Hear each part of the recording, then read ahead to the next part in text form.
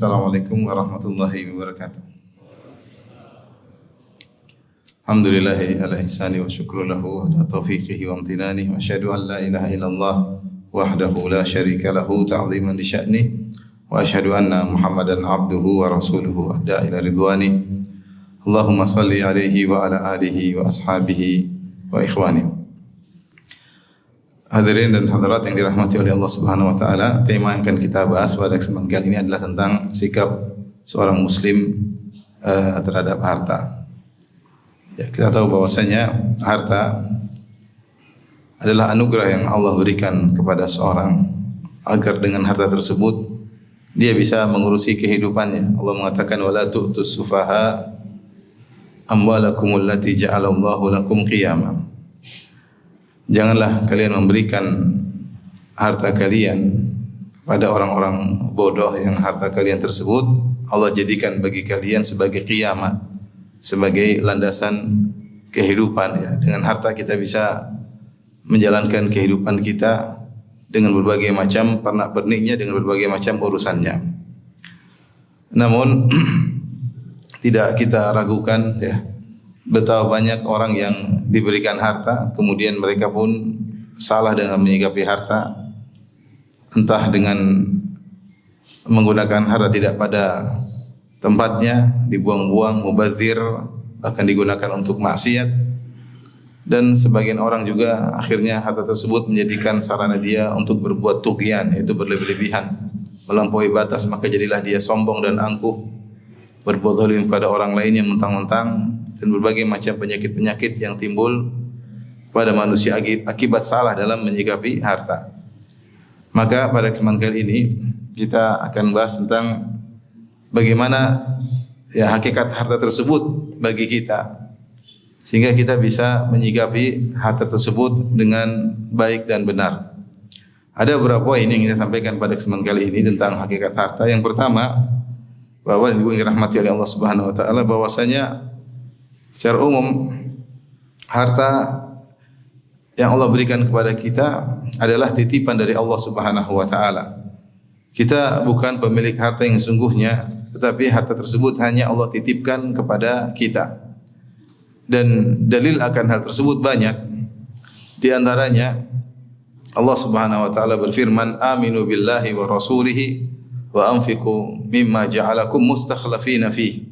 Dalam surat Al-Hadid, kata Allah Subhanahu wa taala, berimanlah kepada Allah dan Rasulnya dan infakkanlah harta mimma ja'alakum mustakhlafina fihi, yang Allah menjadikan harta tersebut dikuasakan kepada kalian. Jadi Allah mengatakan mustakhlafin. Mustakhlafin maksudnya harta tersebut dikuasakan kepada kalian. Sebelumnya bukan pada kalian, kemudian berpindah kepada kalian, kemudian akan berpindah kepada yang lainnya. Yang memindahkan harta dari seorang kepada orang yang lain, kepada yang berikutnya adalah Allah Subhanahu wa taala. Makanya Allah mengatakan mimma ja'alakum mustakhlafina fi. Yang harta di mana Allah menjadikan kalian silih berganti dalam harta tersebut. Harta yang kita miliki sebelumnya mungkin dimiliki oleh orang tua kita, atau sebelumnya adalah milik bos kita, kemudian kita kerja, kemudian diberikan kepada kita. Kemudian ada waktunya harta tersebut berpindah kepada pihak yang lain. Mungkin kita belanjakan, mungkin kita hadiahkan, mungkin dicuri orang, mungkin macam-macam. Sehingga harta tersebut pada hakikatnya adalah dari Allah Subhanahu wa taala, kemudian Allah menjadikan kita mustakhlafin, berpindah dari orang satu ke orang yang berikutnya. Ini dalil bahwasanya harta tersebut bukan milik kita sungguhnya. Di antara juga seperti Allah berfirman dalam surat An-Nur, wa atuhum mimma lillahi alladhi atakum. Kata Allah Subhanahu wa taala, berikanlah kepada mereka dari harta Allah yang Allah berikan kepada kalian. Berikanlah kepada mereka dari harta Allah yang Allah berikan kepada kalian. Jadi harta yang kita miliki ini harta Allah yang Allah titipkan kepada kita, dan Allah katakan berikanlah kepada sebagian mereka. Jelas Allah mengatakan mimma lillahi alladhi atakum, dari harta Allah yang Allah berikan kepada kalian. Demikian juga sebagaimana dalam satu hadis dari Anas bin Malik radhiyallahu anhu, ketika Nabi SAW sedang berjalan, tiba-tiba ada seorang Arab Badui menarik ridha Nabi SAW sedang Nabi sehingga terlihat bekas di leher Nabi. Dia hentikan jalan Nabi SAW.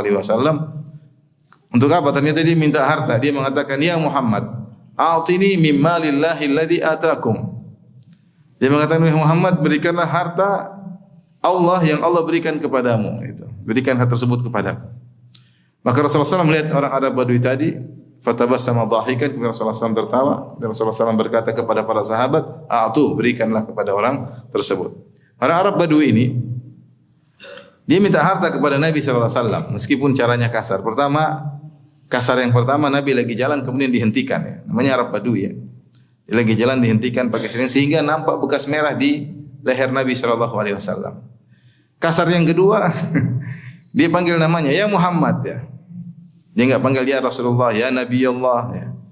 Saya juga ya ada orang panggil ya Firanda ya. Ya oke. Ada yang sopan dikit ya Ustaz, Pak, Mas, oke lah. Jadi Firanda, oke ya. Tergantung siapa yang manggil. Kalau Badui, saya kasih uzur ya. Jadi panggil ya Muhammad. Allah saja kalau manggil Rasulullah SAW tidak pernah dengan namanya. Selalu manggil ya Rasulullah, ya Nabi Allah, ya ayuhan Nabi, ya ayuhan Rasul. Ya. Bagaimana panggilan Allah terhadap Nabi Muhammad SAW. Itu Arab Badui, mereka tinggal di Badui, tidak belajar adab, mereka panggil ya Muhammad. Yang ketiga dia minta harta dengan meskipun lafalnya benar kasar dia mengatakan "A'tini, berikanlah kepadaku harta Allah yang ada padamu" ya. Seakan-akan dia berkata Muhammad harta yang ada padamu itu bukan milikmu, itu milik siapa? Allah. Kalau gitu bagi ya. Ya benar memang ini milik Allah tapi kan dititipkan kepada saya, gampangnya demikian ya. Kalau ada orang datang sama antum, ya Firanda itu hartamu milik Allah, bagi. Iya, memang ini harta milik Allah, tapi saya yang pegang. Intinya Rasulullah SAW pun tidak marah. Rasulullah SAW senyum, lalu Rasulullah SAW kasih. Kata Rasulullah, tuh kasihkan kepada orang tersebut. Tapi orang Arab Badui ini paham bahwasanya harta yang ada pada Nabi Muhammad SAW adalah milik siapa? Milik Allah. Ini semua dalil bahwasanya harta ini hanyalah titipan. Jangankan harta kita ini titipan, diri kita ini pun titipan. Makanya kita mengatakan inna lillahi wa inna ilaihi raji'un. Kita ini milik Allah dan kepada Allah kita akan kembali. Kalau ada yang meninggal di antara kita, apa yang dikatakan oleh Nabi? Inna lillahi ma akhadh wa lahu ma a'ta. Wa kullu syai'in indahu bi ajalin musamma. Sungguhnya semua itu adalah milik Allah dan Allah berikan, yang Dia berikan juga milik Allah. Istri kita titipan, anak kita titipan, harta kita. Jangankan harta, tubuh kita adalah titipan. Oleh karenanya nikmat tubuh ini yang kita miliki tidak boleh kita seenaknya. Mentang-mentang ini tubuh saya boleh gunakan sembarangan. Mau saya ini, mau saya enggak. Maka tidak boleh kita membuat kezaliman terhadap diri sendiri. Enggak boleh. Enggak boleh kita mengkonsumsi makanan yang membuat diri kita rusak. Enggak boleh. Karena diri kita ini adalah titipan dari Allah Subhanahu wa Ta'ala ya. Makanya siapa yang membunuh diri, dia akan disiksa dengan siksaan yang dia lakukan ketika membunuh dirinya. Man tahassa summan faqatala nafsahu. Siapa yang makan racun atau mengkonsumsi racun sampai bunuh diri, dia akan disiksa pada hari kiamat dengan racun tersebut. Man qatala nafsahu bihadidatin fahadidatuhu biyadihi wa huwa yaj'u biha yaumal qiyamah. Siapa yang bunuh dirinya dengan besi yang tajam, dia tikamkan dirinya sehingga dia mati, maka pada hari kiamat kelak dia akan disiksa dengan besi tersebut, dia tikam-tikam dirinya pada hari kiamat. Kenapa? Karena jasad dia bukan milik dia. Ini semua titipan dari Allah, tidak seenaknya dia gunakan jasad dia untuk hal-hal yang tidak disukai oleh Allah Subhanahu wa Ta'ala. Oleh karenanya, ini kaidah pertama yang harus kita pahami, bahwasanya harta ini hanyalah milik Allah dan kita hanya dititipkan. Makanya ketika kita meninggal dunia, kita tidak bisa seenaknya ngatur harta kita.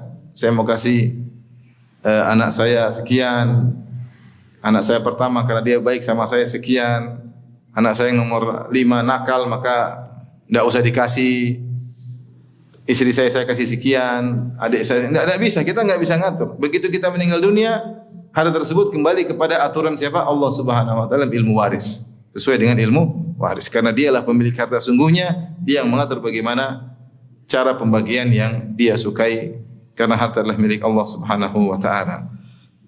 Nah, ini yang kita perlu hayati dan perlu kita ingat, bahwasanya harta milik Allah, kita hanya dititipkan. Nah, kalau kita tahu harta adalah titipan dari Allah Subhanahu wa Ta'ala, maka penggunaannya harus sesuai dengan keinginan sang pemilik harta yang sesungguhnya. Ibarat kalau ada orang titipkan motor sama kita, kita enggak boleh pakai motor itu seenaknya. Itu motor milik orang, kita cuma dititipkan. Kita boleh pakai sesuai dengan aturan yang diletakkan oleh sang pemilik motor. Dia makan boleh pakai motor tapi pada maghrib sampai isya saja. Udah, kita enggak boleh pakai lebih dari itu karena ini motor cuma titipan.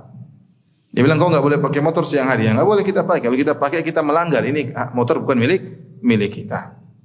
Maka demikian juga harta, karena itu adalah titipan dari Allah Subhanahu wa taala, maka tidak boleh kita gunakan kecuali sesuai dengan aturan Allah Subhanahu wa taala. Ya, makanya tidak boleh mubadzir, tidak boleh boros, tidak boleh pelit, tidak boleh. Ya. Ada aturannya. Allah memuji orang-orang yang berinfak di tengah-tengah, kata Allah Subhanahu wa taala, walladzina idza anfaqu lam yusrifu wa lam yaqturu wa kana baina dzalika qawama. Dan orang-orang yaitu ibadur rahman, penghuni surga, mereka adalah orang-orang yang ketika membelanjakan harta mereka lam yusrifu, mereka tidak berlebih-lebihan, wa lam yaqturu, dan mereka juga tidak pelit, wa kana baina dzalika qawama, maka mereka membelanjakan di tengah-tengah, tidak berlebih-lebihan, tidak boros dan juga tidak pelit. Ini contoh bahwasanya penggunaan harta sesuai dengan aturan yang Allah letakkan. Nah, di antara sikap kita terhadap harta, karena kita tahu harta adalah titipan, maka yakinlah bahwasanya setiap harta yang kita miliki akan ditanya oleh Allah dengan dua pertanyaan pada hari kiamat kelak. Yang kita harus siapkan jawaban tersebut sejak sekarang, setiap harta kita. Nabi SAW bersabda, lan tazula qadama abdin yaumal qiyamati hatta yus'ala an arba'. Tidaklah bergeser kedua kaki seorang hamba pada hari kiamat kelak, tidak akan bergeser, maksudnya tidak bergeser menuju balasannya, menuju surga atau menuju neraka. Kecuali dia akan ditanya dengan 4 perkara. Di antaranya an umrihi fima afna, tentang umurnya kemana dia habiskan. Wa an syababihi fima abla, dan masa mudanya kemana dia habiskan juga. Di antaranya tentang ilmunya, apa yang sudah diamalkan dari ilmunya. Di antaranya an malihi, tentang hartanya. Min aina iktasabahu wa fima anfaqah, dari mana dia dapatkan dan kemana dia habiskan.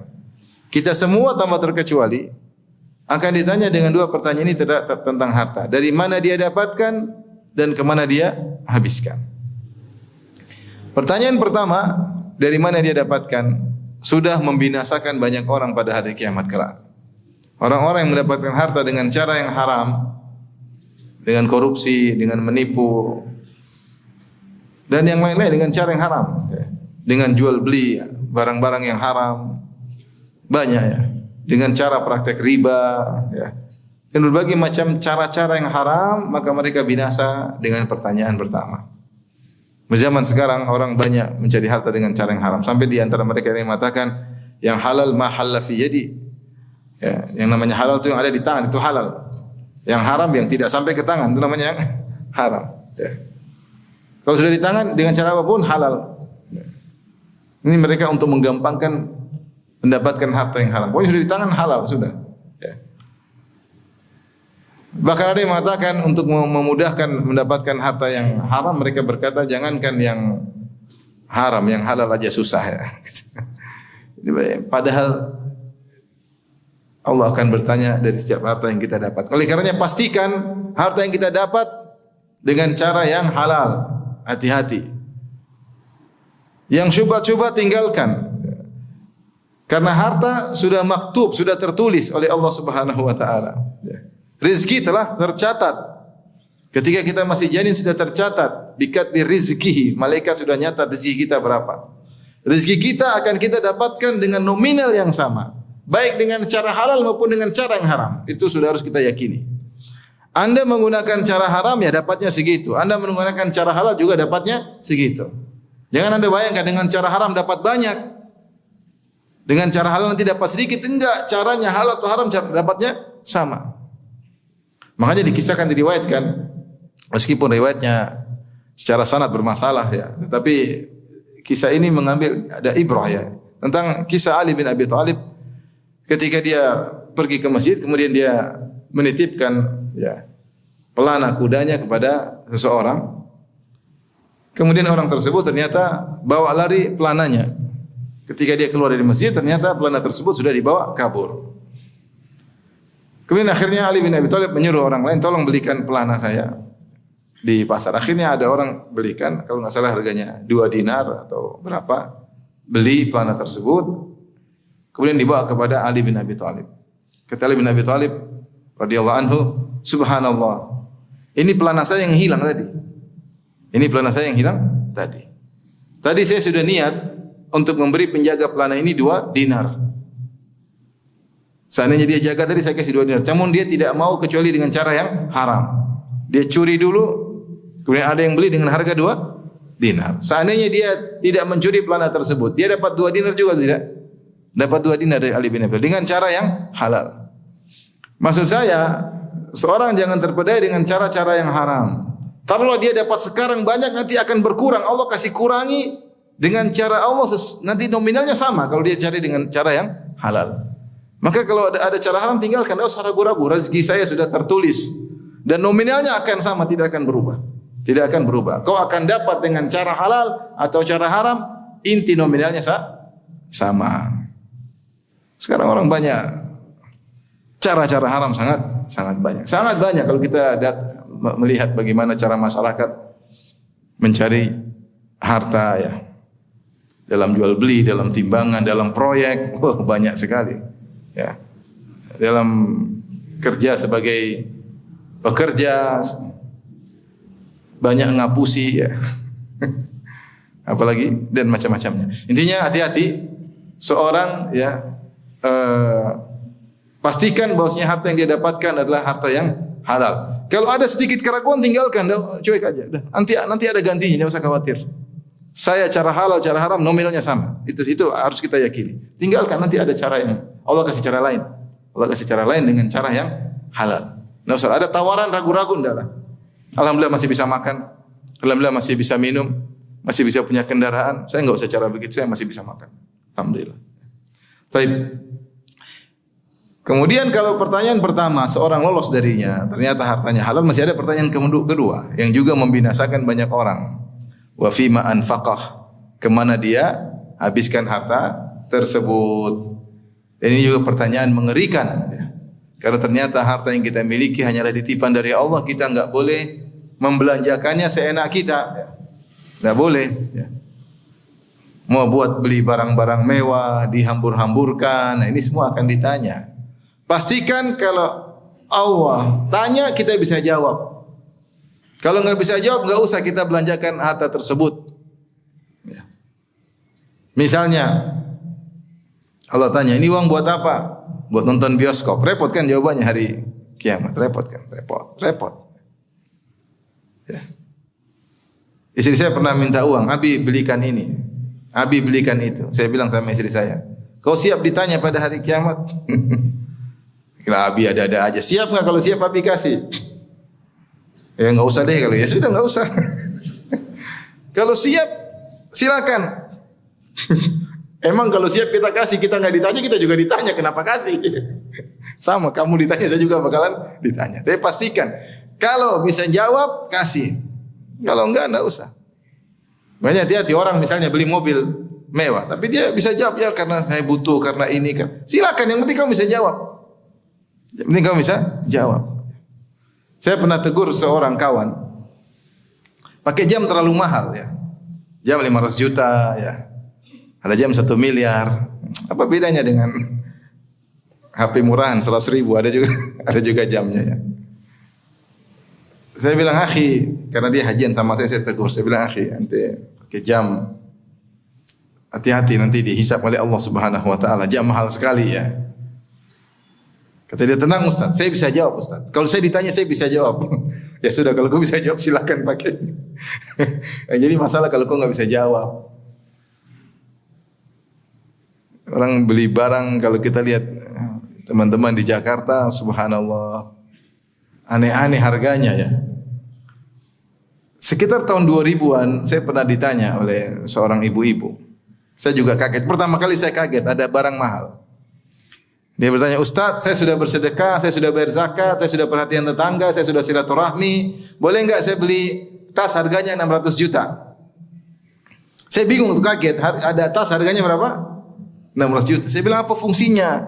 Apa bisa buat nyimpan mobil itu tas? 600 juta. Subhanallah. Saya pikir ini orang stres atau apa beli harga. Ternyata belakangan saya tahu harga memang tas itu memang bisa sampai miliaran. Bahkan waktu saya pergi sama keluarga ke Paris ada acara pengajian, saya diajak oleh sebagian ada pejabat di sana, kemudian pergi ke satu daerah toko yang situ jual tas-tas harganya gila-gilaan, miliaran. Terus dia bilang, Ustaz sini banyak orang Indonesia ngantri beli, Masya Allah. Orang Indonesia berarti hebat-hebat ya. Ada tas harga 1 miliar, 1,5 miliar, 2 miliar.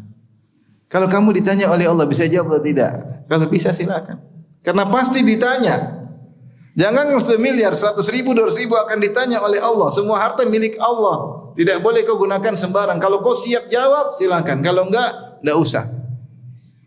Ingat Rasulullah SAW mengatakan, Kul washrab wa tasaddaq min ghairi sarafin wala makhyalah. Kata Nabi SAW, silahkan makan, silahkan minum, silahkan belanjakan. Tapi ingat, peraturannya 2. Jangan berlebih-lebihan dan jangan karena kesombongan. Jangan berlebihan, jangan karena kesombongan. Kalau seorang beli tas yang harga miliaran, jam sampai harganya 10 miliar. Berlebih-lebihan atau tidak? Enggak ya? Berlebih-lebihan. Belum berlebih-lebihannya satu. Yang kedua, belum sombongnya ya. Sombongnya.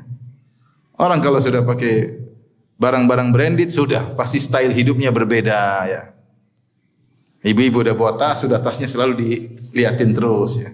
Enggak ada tasnya di belakang jilbab, semua di depan terus. Bahkan sebagian ibu-ibu karena sudah terbawa dengan style hidup seperti ini, dia beli tas yang KW 10 dia beli. Yang penting kelihatan keren. Maka katanya bedanya kalau yang asli, kalau hujan ya pasti dimasukkan dalam jilbab. Kalau yang palsu jadikan payung. Nah itu. Itu tas KW berarti KW itu. Kalau asli pasti harga 10 berapa miliar 100 juta pasti disimpan. Dan hati ini lemah. Saya sering sampaikan hati ini lemah. Kalau kita terbiasa beli barang-barang mewah, hati kita bisa berubah. Kalau zaman dulu Nabi SAW mengatakan, ya al-kibriya wal khuyala, kesombongan dan keangkuhan ada pada pemilik kuda dan onta, dan sakinah ketenangan ada pada pemilik kambing. Itu baru kuda. Kenapa? Karena orang punya kuda, dia bisa sombong dengan kudanya, dia bisa sombong dengan ontanya. Ya. Makanya ada pacuan kuda, ada pacuan onta. Jadi kalau punya kambing apa yang mau dibanggakan? Enggak ada pacuan kambing sama sekali. Enggak ada. Ya sudah. Artinya Rasulullah mengingatkan bukan berarti tidak boleh punya kuda, boleh, tapi hati-hati jaga hati. Nah, seorang kalau punya barang-barang mewah dia keluar dia pamerkan, sulit dia untuk menjaga hati. Kalau dia punya jam mewah, dia pasti kalau ngobrol suka begini. Kadang-kadang dia giniin. Jadi memang dia pengen nunjukin. Ini jam mewah juga loh, jangan dianggap sepele. Hadiah dari orang ya. Tidak terlalu mewah tapi lumayan mahal ya. Saya pakai buat menyenangkan hatinya. Taib.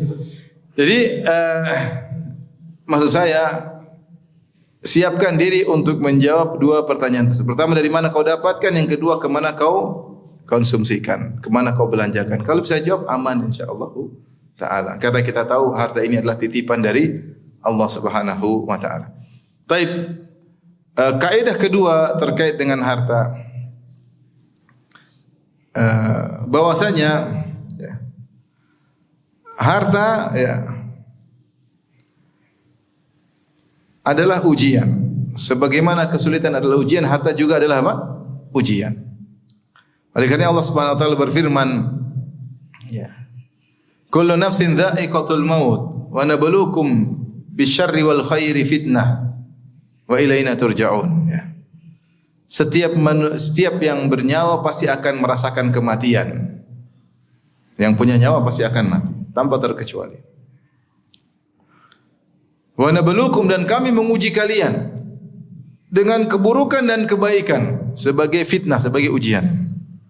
Wa ilaina turja'un, dan kepada kamilah kalian akan dikembalikan untuk diminta pertanggungjawaban atas ujian tersebut, untuk dilihat nilainya oleh Allah Subhanahu wa taala. Ternyata Allah menyebutkan Ujian bisa pada asyar, keburukan, bisa juga pada al-khair. Ujian berupa keburukan kita ngerti seperti sakit, ya, musibah, ya, mungkin cacat, kemiskinan, itu semua ujian. Tapi ternyata ujian bukan cuma pada kemiskinan, pada kesulitan, pada kebaikan juga ujian. Banyak kebaikan, harta ujian, jabatan ujian, ketampanan ujian, kecantikan ujian. Semua ujian. Lihatlah Nabi Yusuf alaihissalam di penjara gara-gara apa? Gara-gara tampan, ya tidak? Seandainya tidak tampan dia tidak di penjara, subhanallah. Alhamdulillah antum pas-pasan ya kalau kalau tampan kayak Nabi Yusuf ujian luar biasa. Banyak orang lelaki karena tampan akhirnya terjerumus dalam zina, pacaran, selingkuh. Kenapa? Saking tampannya. Yang pas-pasan tidak diuji dalam hal itu. Dan juga wanita diberi kecantikan. Dan kecantikan akhirnya apa? Pamer wajahnya, pamer bodinya, keluar di medsos, dilihat oleh jutaan manusia. Kenapa teruji dengan kecantikan? Yang pas-pasan alhamdulillah. Muncul enggak ada yang lihat, akhirnya enggak jadi. Alhamdulillah. Oleh karenanya keburukanlah ujian. Tapi jangan disangka ujian hanya pada keburukan. Jangan menyangka si miskin aja yang diuji, si sakit aja yang diuji. Tidak. Kebaikan juga ujian. Kesehatan ini ujian akan dimintai pertanggungjawaban. Bukankah Rasulullah SAW mengatakan nikmatani maghbunun fihima katsirun minan nas. Dua nikmat yang banyak manusia rugi dalam dua nikmat tersebut. As-sihhatu wal faragh, kesehatan dan waktu luang. Dan semua nikmat akan ditanya oleh Allah. Tsumma la tus'aluna yauma idzin 'anil na'im. Dan sungguh-sungguh benar-benar kalian akan ditanya oleh Allah atas nikmat yang kalian rasakan. Nikmat banyak. Nikmat kesehatan akan ditanya, kebaikan ditanya. Orang mungkin badan sehat, ternyata untuk pamer-pamer body saja akan ditanya. Bodymu sehat buat apa? Buat dipamerkan, repot. Bukan buat sholat subuh, bukan untuk membantu orang bencana alam, buat pamer-pamer, pakai kaos ketat untuk dilihatkan oleh banyak orang. Ya. Akan ditanya oleh Allah, badan sehat buat apa? Nikmat. Di antaranya adalah nikmat harta. Ini juga adalah ujian.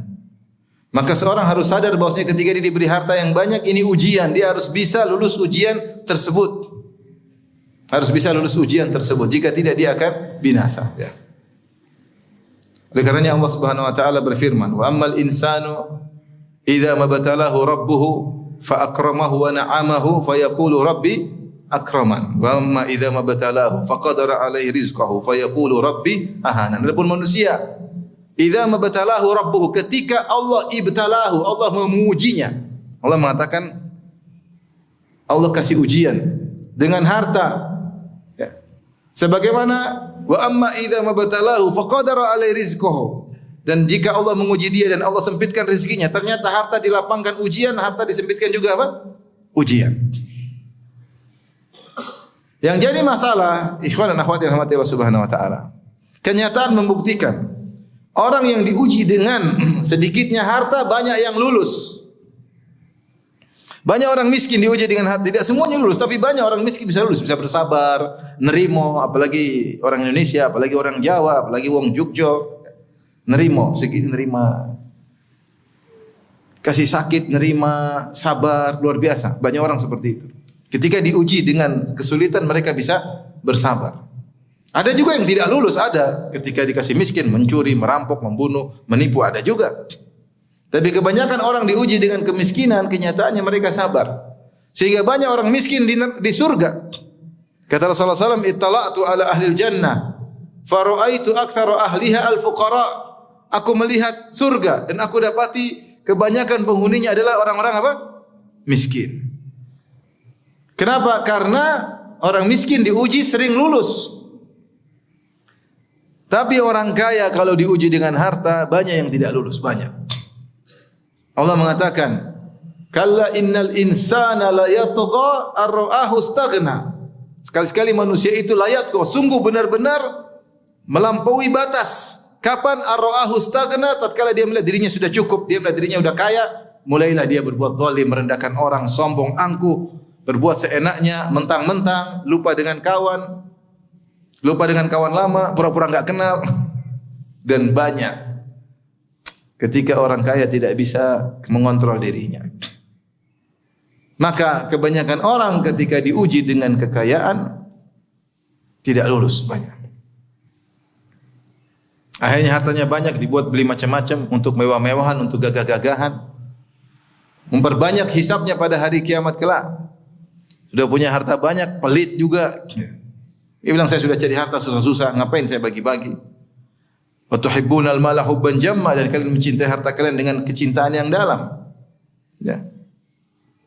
Wa innahu li hubbil khairi lasyadid. Kata Allah, semuanya manusia itu li hubbil khairi, yaitu li hubbil mal, cinta kepada harta, cintanya lasyadid. Sungguh benar-benar kuat cintanya kepada harta. Inilah kenyataan. Orang kalau diberi harta banyak, akhirnya mereka tidak bisa mengontrol diri. Artinya hartanya digunakan macam-macam, buatnya jalan-jalan, foya-foya, beli ini, beli anu, cari kesenangan sana, cari kesenangan sini. Terkadang zakat tidak bayar, sedekah pelit. Pinginnya bangga-banggaan, bikin rumah sebanyak-banyaknya, beli mobil semewah-mewahnya, pajang mobil 10 depan rumahnya, beli mobil yang harga mahal-mahal. Itu apa? Untuk pamer, sombong, angkuh, merendahkan orang. Banyak penyakit bisa menimpa orang kaya. Makanya Rasulullah SAW mengatakan, mal faqar akhsha alaikum. Aku tidak khawatir kemiskinan menimpa kalian wahai para sahabat. Walakin akhsha alaikum an tubsata lakumud dunya kama busitat ala man kana qablakum. Yang aku khawatirkan dunia dibukakan kepada kalian sebagaimana telah dibukakan terhadap orang-orang sebelum kalian. Fatanafasuha kama tanafasuha. Maka akhirnya kalian berlomba-lomba untuk perbanyak harta sebagaimana orang-orang sebelum kalian berlomba-lomba untuk perbanyak harta. Fatuhlikukum kama ahlakathum. Akhirnya harta tersebut membinasakan kalian sebagaimana telah membinasakan mereka. Allah berfirman, ya ayyuhalladzina amanu la tulhikum amwalukum wala auladukum an dzikrillah. Wahai manusia orang yang beriman, janganlah sampai harta kalian dan anak-anak kalian membuat kalian lalai dari mengingat Allah Subhanahu wa taala. Wa may yaf'al dzalika fa ulaika humul khasirun. Siapa yang demikian, hartanya membuat dia lalai ingat Allah, sibuk sana sini, foya-foya, jalan-jalan, beli macam-macam, sibuk. Yang tontonannya lihat barang baru, beli yang baru, yang lama ganti. Selalu kegiatan seperti itu. Pembicaraannya ini model baru, ini model, terus begitu. Lupa untuk ingat Allah Subhanahu wa taala. Siapa yang seperti itu? Fa ulaika humul khasirun. Mereka adalah orang-orang yang merugi yang sesungguhnya. Maka meskipun kemiskinan juga ujian, harta juga apa? Ujian. Oleh karena Nabi SAW berlindung dari fitnah miskin dan fitnah kekayaan. Di antara doa Nabi SAW, "A'udzubika min fitnatil faqr." Aku berlindung kepada Engkau dari fitnah kemiskinan. Itu kemiskinan yang buat seorang bisa lari juga dari Allah, sebagaimana ditimpa oleh sebagian orang. Dengan miskinnya dia malah merampok, mencuri, menipu dan yang lainnya. Wa min fitnatil ghina, dan aku berlindung dari fitnah kekayaan yang buat orang bisa lalai. Pikirannya akhirnya orientasinya dunia. Kalau udah punya harta, pengin jadi banyak, kepingin ini, kepingin itu, akhirnya lalai. Taib. Kalau kita tahu bahwasanya harta miskin ujian, harta juga ujian. Maka dan kita tahu bahwasanya kebanyakan orang diuji dengan harta tidak lulus, sombong, angkuh dan penyakit banyak menimpanya ya. Maka kalau disuruh pilih, antum pilih mana? Diuji dengan kemiskinan atau diuji dengan kekayaan? Jujur. Percuma antum milih juga enggak bisa. Yang menentukan Allah Subhanahu wa taala. Tapi kalau disuruh milih diuji dengan miskin atau dengan kaya, pasti jawabannya milih diuji dengan apa? Kaya. Itu kan orang saat kalau saya insya Allah rajin sedekah, saya belikan mobil untuk sholat subuh, padahal jalan kaki bisa. Kalau disuruh milih diuji dengan kemiskinan atau kekayaan, ini di masjid loh, siapa tahu dikabulkan.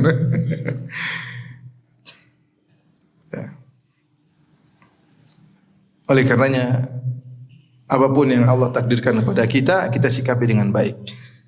Umar bin Khattab berkata, "Al-faqr wal ghina matiyatani, la ubali bi ayyihima arkabu." Bahwasanya kemiskinan kekayaan adalah dua tungganganku, aku tidak peduli aku menunggangi yang mana. Kalau kemiskinan sabar, kalau kekayaan bersyukur. Ya. Tapi ingatlah dua-duanya adalah ujian. Jika kita diuji dengan kemiskinan, maka hendaknya bersabar. Beribadah kepada Allah dengan ibadah sabar. Jika kita diuji dengan kekayaan, maka beribadahlah kepada Allah dengan ibadah syukur.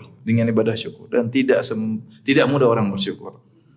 Allah yang berkata, wa qalilun min ibadiya asyakur. Hanya sedikit dari hamba-hambaku yang bersyukur. Ya, kita nikmat yang Allah berikan kepada kita sangat banyak. Punya istri, punya anak, punya rumah, nikmat keamanan di negeri. Alhamdulillah ya. Nikmat salat subuh di masjid, nikmat bertetangga yang baik.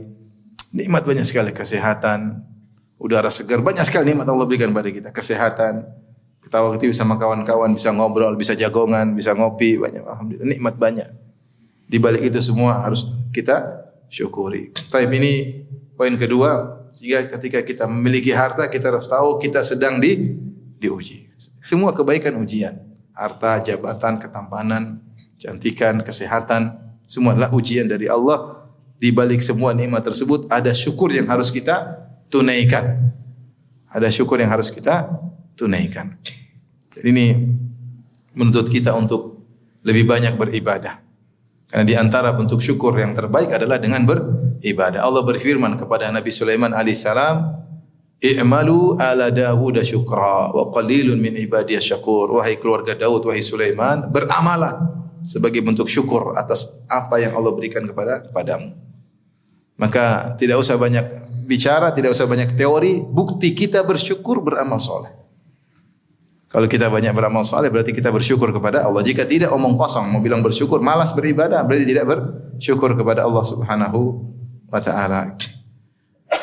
Jadi ini harus kita yakini hakikat ini, bahwasanya harta adalah ujian. Semakin banyak harta, semakin banyak ujian. Baik. Poin berikutnya yang harus kita yakini juga, kaidah berikutnya, bahwasanya harta atau dunia ini secara umum tidaklah dicerca dan tidaklah dipuji pada zatnya. Ketika Allah memuji dunia, berarti ada maksud di balik itu, dan ketika Allah mencerca dunia juga ada maksud di balik itu. Adapun zat harta tersebut, zat dunia tersebut itu bukan dicela, bukan dipuji. Tetapi yang dicela dan dipuji adalah sikap manusia terhadap harta tersebut. Karena datang dalam sebagian dalil-dalil seakan-akan mencela apa? Harta. Namun juga dalam sebagian dalil Allah memuji harta. Ya, seperti Allah mengatakan, ya, "Walladzi ja'ala lakum ya ma fil ardi jami'an." Dialah yang menjadikan bagi kalian seluruh muka bumi. Artinya Allah imtinan, Allah sedang menyebutkan nikmat yang Allah berikan kepada kalian. Berarti sesuatu yang baik. Ya. Al-khayla wal bighala wal hamira litarkabuha wa zinah. Ya, kuda, himar, begol yang Allah ciptakan untuk kalian. Berarti harta. Allah sebutkan nikmat yang Allah berikan kepada kalian. Alladzi sakhkhara al-bahra litakulu minhu lahman tariya. Dialah Allah yang menundukkan lautan agar kalian bisa mengambil ikan-ikan nikmat yang Allah berikan kepada kalian. Ya. Jadi terkadang Allah memuji nikmat yang Allah berikan kepada hamba-hambanya. Ya. Namun terkadang Allah ingatkan bahwasanya orang-orang berlebihan kepada harta membuat dia binasa. Ini disampaikan oleh banyak ulama, di antaranya oleh Ibnul Jauzi dalam kitabnya Talbis Iblis. Beliau mengatakan bahwasanya harta tidak tercela pada zatnya. Dengan harta kita bisa manfaatkan untuk akhirat kita. Bukankah bangun masjid butuh harta? Bukankah jihad butuh apa? Harta. Bukankah nuntut ilmu juga butuh apa? Harta. Bukankah bersedekah juga butuh apa? Harta. Wah, harta diperlukan banyak. Mau nikah juga butuh harta. Apalagi mau kawin lagi juga butuh harta. Harta butuh banyak harta. Ya. Yang tercela adalah sikap manusia terhadap harta tersebut. Ketika lupa, lalai, menggunakan harta tidak pada tempatnya, maka itu yang tercela. Oleh karenanya jika seorang dapat harta, jadikanlah harta tersebut sebagai kesempatan untuk meraih surga yang tertinggi. Jadikan kesempatan untuk meraih surga yang tertinggi. Dan ini kesempatan luar biasa. Lihatlah, bukankah banyak sahabat miskin cemburu pada sahabat yang kaya? Kaum muhajirin yang miskin datang kepada Nabi SAW. Mereka berkata, "Ya Rasulullah, dhahaba ahlud duthuri bil ujuri." Ya Rasulullah, sungguhnya para pemilik harta telah membawa pahala yang banyak. Kata Nabi, kenapa? "Yusalluna kama nusalli." Kami solat, mereka juga ternyata solat. Kami miskin solat, si kaya juga ternyata rajin apa? Solat. Wa yasumuna kama nasum. Kami puasa, mereka juga ternyata apa? Kaya tapi juga puasa sunnah. Yang jadi masalah wa yatasaddaquna bi fuduli amwalihim. Yang jadi masalah mereka bisa berinfak, kami tidak bisa berinfak. Subhanallah, miskin-miskin cemburu. Bukan hasad, tapi mereka cemburu karena mereka bersaing dalam pahala. Orang-orang kaya bisa melakukan ibadah yang tidak bisa kami lakukan. Maka Rasulullah memberi nasihat. Maukah aku tunjukkan kepada kalian sebagai pengganti sedekah harta? Sungguhnya tasbih sedekah, tahlil sedekah, zikir apa? Sedekah, baca Quran sedekah, bantu orang sedekah. Akhirnya orang miskin senang, mereka banyak zikir, banyak tasbih, takbir, tahlil. Ternyata yang kaya juga dengar. Yang kaya juga tasbih, zikir. Mereka datang, ya Rasulullah, kami berzikir, mereka juga ikut apa? Berzikir. Tapi mereka punya harta, kami enggak punya. Kata Allah, kata Nabi, dzalika fadlullahi yu'tihi may yasha. Itulah karunia Allah yang Allah berikan kepada siapa yang Allah kehendaki. Lihat di sini Nabi menamakan harta yang banyak yang digunakan untuk infak sebagai apa? Karunia. Sudah. Allah lebih tahu Allah letakkan harta kepada siapa. Artinya dalil bahwasanya orang kalau cerdas maka dia akan menggunakan hartanya untuk di jalan Allah Subhanahu wa taala sehingga derajatnya lebih tinggi dan lebih tinggi. Oleh karenanya ketika Amr bin As radhiyallahu anhu baru masuk Islam beberapa bulan, dia orang hebat dan dia adalah tokoh dari Quraisy, dulu penjahat besar yang sangat cita-citanya membunuh Nabi sallallahu alaihi wasallam. Kemudian dia masuk Islam, dia sangat cinta sama Nabi. Saking cintanya kepada Nabi, dia tidak mampu melihat wajah Nabi terus-terusan karena karismatik Nabi sallallahu alaihi wasallam. Kata dia, kalau kau tanya kepada aku tentang wajah Nabi, aku tidak mampu. Dan dia bilang dulu, cita-citaku yang saya inginkan bisa bunuh Nabi. Dan saya paling benci wajah Nabi. Sekarang dia orang yang paling aku cintai. Dan Nabi bermuamalah dengan dia dengan sangat baik. Ya. Sampai Rasulullah SAW mengangkat dia menjadi pemimpin pasukan perang. Sampai begitu baiknya Nabi sama dia, dia bertanya, ya Rasulullah, man ahabun nasi ilaik? Dia ingin tahu. Karena Rasulullah sayang sama dia. Dia bilang, ya Rasulullah, siapa orang yang paling kau cintai? Kata Nabi, Aisyah. Bukannya Rasulullah, maksudnya laki-laki. Dia ingin tahu dia nomor berapa. Mungkin nomor 1, nomor 2. Kata Nabi, Abu Bakar, Abuha. Terus siapa ya Rasulullah? Umar. Terus siapa ya Rasulullah? Utsman. Terus siapa? Fa'ad dari jalan. Ternyata dia enggak disebut-sebut. Kata dia, sudah ya Rasulullah. Ternyata dia bilang saya takut saya disebut yang paling apa? Terakhir. Tapi maksudnya Rasulullah bersikap dengan dia begitu baiknya sampai dia merasa dia orang yang paling disayangi oleh Nabi. Ketika dia tanya ternyata bukan. Masih banyak orang yang lebih dicintai oleh Nabi daripada dia. Ketika Rasulullah panggil, wahai Amr, jadilah kau pemimpin. Dan anak buah Nabi kata Amr bin As itu ada Umar, ada Abu Bakar. Rasulullah terserah Rasulullah. Rasulullah jadikan dia pemimpin waktu itu. Rasulullah bilang, saya ingin kau jadi pemimpin agar kau dapat ghanimah. Kata dia, Rasulullah, bukan ini aku berperang, bukan cari ghanimah, tapi cari pahala. Maka Nabi ingatkan, wahai Amr bin As radhiyallahu ta'ala anhu, ni'mal malus salih li rajulis salih. Sungguhnya sebaik-baik harta yang baik jika dimiliki oleh seorang yang saleh. Yaitu Nabi ingin Amr bin As dapat ghanimah, dapat harta banyak supaya dia bisa beramal saleh dengan hartanya tersebut. Bisa bersedekah, bisa berhaji, bisa dilakukan banyak dengan harta yang banyak tersebut. Maka ini kesempatan jika seorang, ini bel apa ini maksudnya? Sudah selesai waktunya? Belum. Hah? Belum. Enggak apa, selesai enggak apa-apa. Saya juga ada jadwal makan pagi di sini. Enggak ada masalah, jangan dipaksa ya. Baik, jadi ternyata Rasulullah ingin dia dapat harta yang banyak supaya dia bisa beramal apa? Beramal saleh. Ya. Oleh karenanya saya katakan tadi, harta tidak dicela pada zatnya dan tidak dipuji pada zatnya. Makanya di antara hamba-hamba Allah ada yang kaya raya, ada yang miskin. Para anbiya ada yang kaya, ada yang miskin. Yang kaya misalnya Nabi Daud, Nabi Sulaiman alaihi wassalam. Yang miskin Nabi Isa alaihi salam, Nabi Zakaria miskin. Nabi Muhammad SAW kaya tapi hartanya semua dia infakkan. Rasulullah SAW kaya hartanya diinfakkan. Dan di antara mukjizat Nabi SAW disebut oleh Ar-Razi dalam kitabnya Arba'in fi Usuluddin.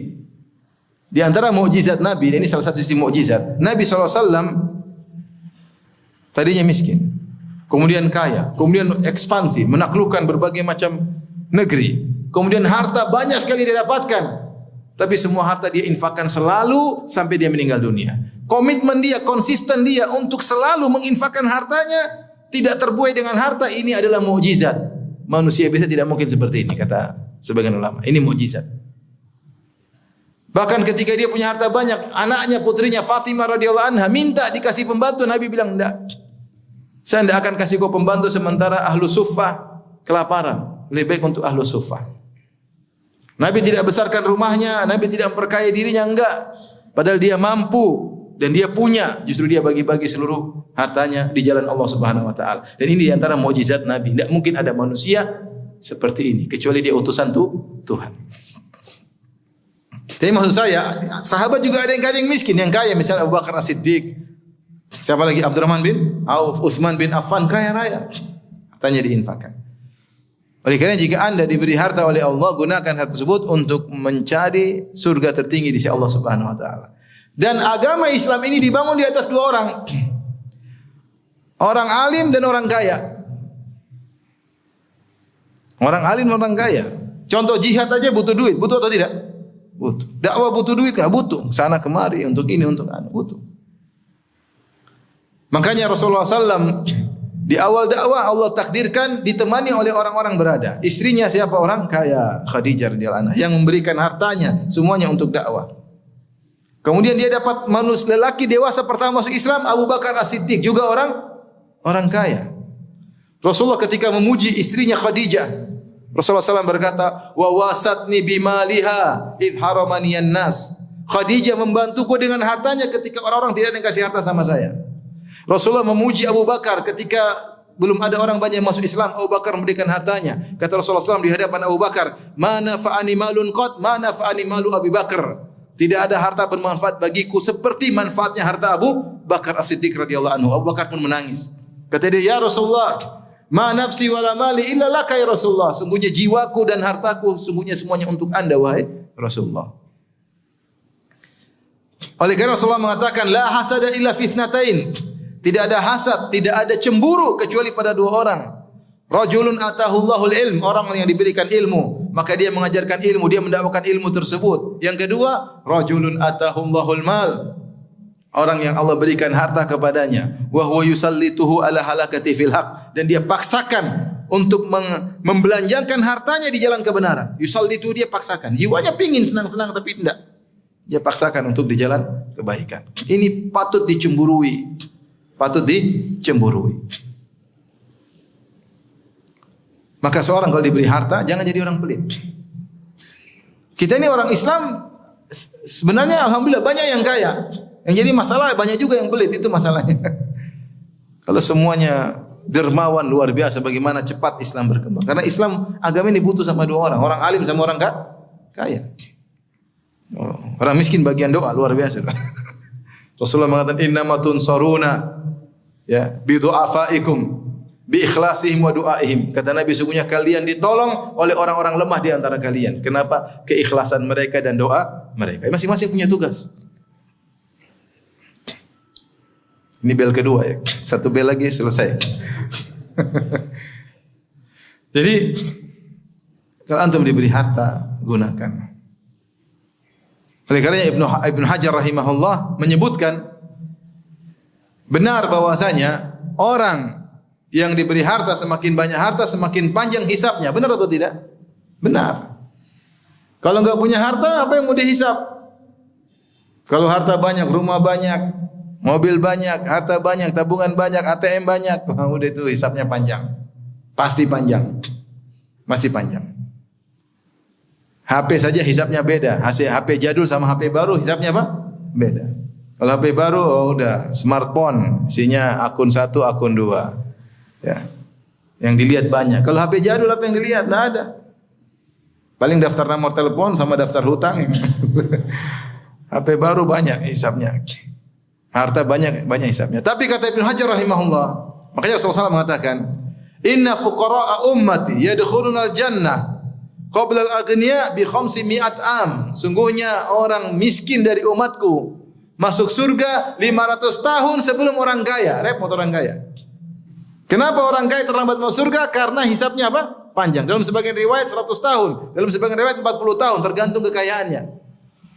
Sedikit kaya, sedikit terlambat. Semakin banyak kaya, semakin banyak apa? Keterlambatan. Sampai 500 tahun jaraknya. Si miskin sudah senang-senang, dia masih nunggu 500 tahun. Hisab masih panjang. Tetapi kata Ibnu Hajar rahimahullah ta'ala, meskipun hisabnya panjang, meskipun dia terlambat masuk surga, kalau ternyata setelah dihisab hartanya adalah untuk di jalan Allah, maka surganya lebih tinggi. Sebagaimana orang-orang fuqara muhajirin, orang miskin yang cemburu kepada orang kaya. Dan saya bilang satu-satunya jalan agar dia bisa masuk surga sama orang miskin dalam waktu yang sama, dia harus banyak beramal soleh paling depan supaya dia masuk surga tanpa hisab. Kalau dia bisa masuk surga tanpa hisab, langsung sama orang miskin. Tapi itu berat untuk bisa masuk surga tanpa apa? Hisab. Dia harus berjuang dengan kayak paling depan, ibadah paling depan, sedekah paling pertama, ya. Gunakan hartanya untuk takwa kepada Allah Subhanahu wa taala. Jika tidak, dia akan dihisab panjang. Tapi kalau ternyata hartanya setelah diperiksa untuk jalan Allah Subhanahu wa taala, maka dia akan masuk surga meskipun terlambat, bisa lebih tinggi daripada yang miskin-miskin. Ini kata Ibnu Hajar rahimahullahu taala. Jadi kesempatan bagi antum dan antuna yang diberikan harta, jangan pernah pelit-pelit untuk berinfak di jalan Allah. Infak. Nanti Allah ganti. Dan pengalaman hidup menyatakan bahwasanya kawan-kawan yang saya lihat suka berinfak, harta mereka lebih dimudahkan. Setiap kita ketemu semakin kaya. Mereka suka apa? Berinfak. Allah ganti dengan lebih banyak. Sampai kalau orang sudah sering berinfak jadi ketagihan.